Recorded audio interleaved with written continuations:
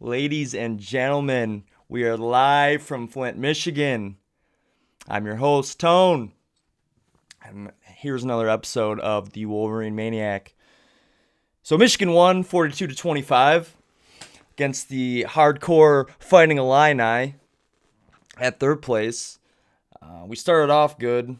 We actually started running the ball pretty well there for a bit until we got away from it. We had Haskins. He played really well. Like to see him get a bigger role in our offense, but he had 12 carries for 125 yards and a tutter. And Charbonnet had 18 carries, 116 yards, and a touchdown. The pass plays were there. Shea just continues to throw ducks and looks very uncomfortable out there. It's very hard to watch, frustrating. I'm probably going to lose all my hair by the end of the season just by pulling it out. Man, just looks so uncomfortable. He'll show little glimpses of being good and making these right throws and on the right reads and whatnot. And then there's other times like, what the hell are you doing, man? Misses wide open receivers. One in particular, I think it was like 2 minutes left in the second quarter, I believe. And he just throws a duck to Donovan Peoples-Jones behind him. You got to give your players a chance to make a play on the ball. He still doesn't do it. So it's very frustrating. And even McCaffrey was suited up, decided not to play him, which I guess he probably would have played if it wasn't so close there in the second half. In the third quarter, we kind of fell apart. It was a big bummer. I mean, even going back to Shea, too, he misses Ben Mason in the flats there. It's like a 5-yard pass. And then Ben Mason ends up hitting a guy and then getting unsportsmanlike penalty. We get kicked back. And I'm pretty sure Nordine missed the field goal on that drive, which Nordine has yet to hit a field goal on the year. But we decided to continue to play him over Moody and not let Moody get into a rhythm. Nordine, as far as I'm concerned, can sit his ass on the bench. So it's 28-7 at halftime. Third quarter, we come out and put up a whopping 11 yards on offense. And then the start of the fourth quarter, we got Wilson fumbling it. And, someone that you think is reliable is now starting to get the contagious virus that is fumbling the ball. And, we've fumbled 17 times this year and lost 9. Wow. Super frustrating, man. Super frustrating. We did also make a nice play on special teams finally. Glasgow blocked a punt, which resulted in a touchdown for Charbonnet later in the drive. So that was good to see because we're going to really have to start making those plays moving forward against these better teams because the offense definitely isn't hitting its stride and they're struggling big time. And, it looks pretty bad when Matt Robinson, a redshirt freshman, can come out there and run his offense against our defense. And Shea Patterson was 11 for 22. He had a couple tutters, but, can't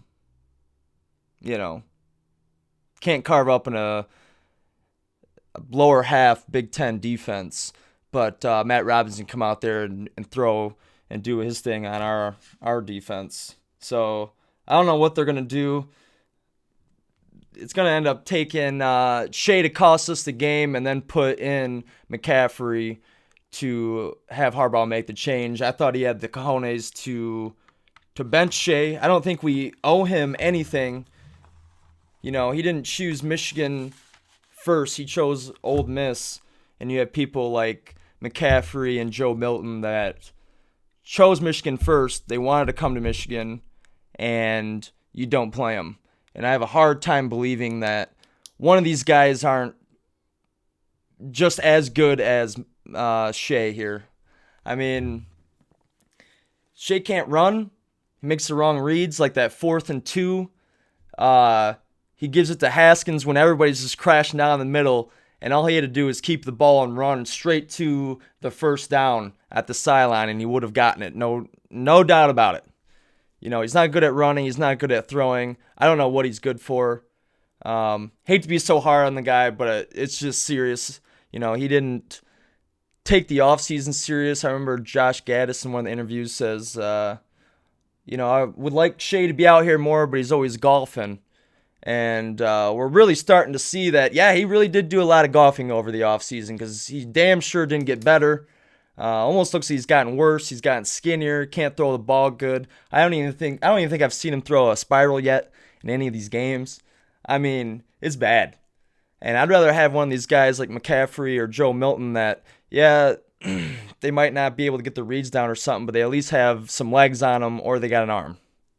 I mean, we've seen it. Like, I know it was the Rutgers game, but when Joe Milton was in there, they respected him running the ball, and Haskins just carved him up. And I'm pretty sure it was Rutgers' second string defense out there, but still, people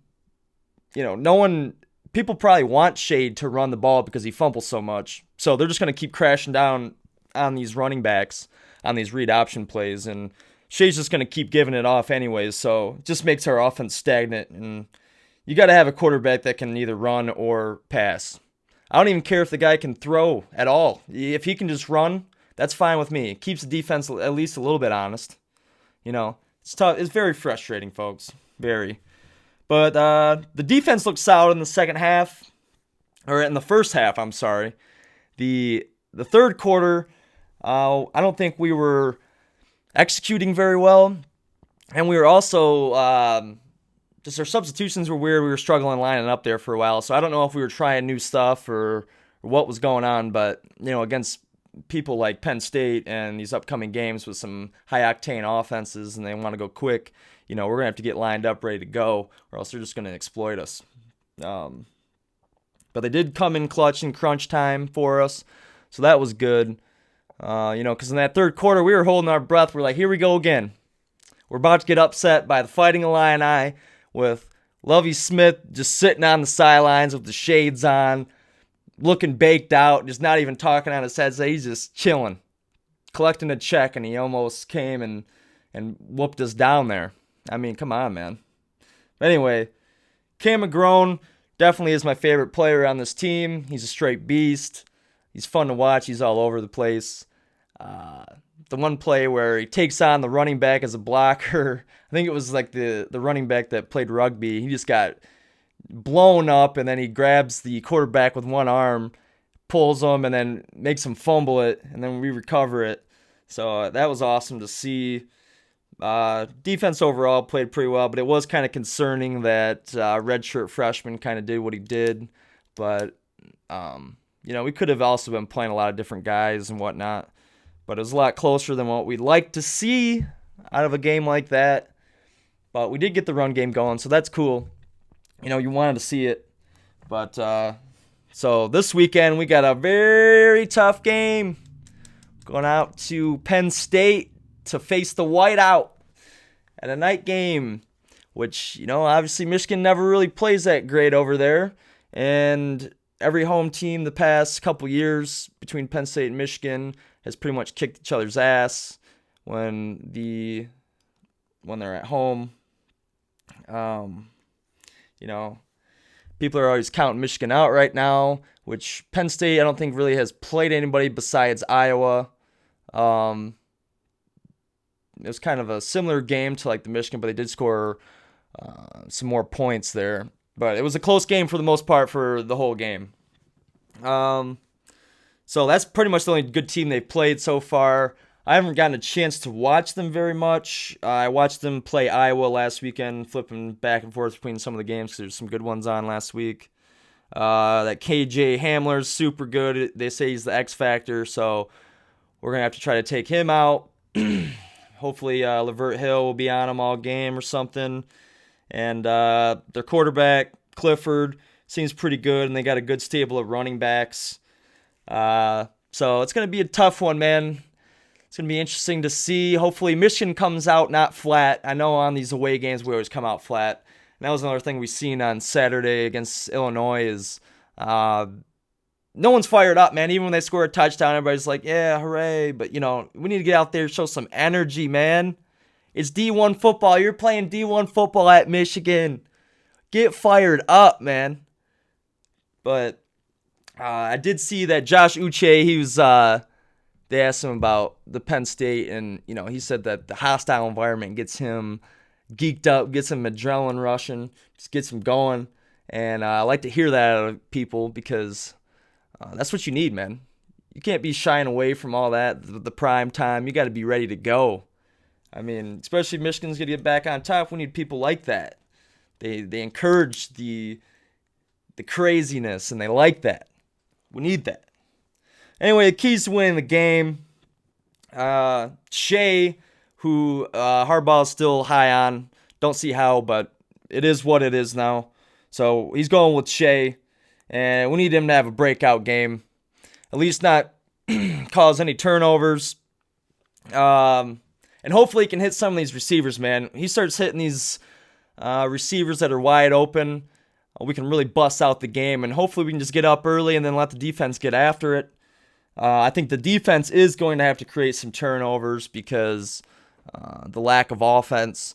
And then hopefully we can make a special teams play again and, score off one of those, or at least put us in scoring position. And, I think we have a good chance to win the game.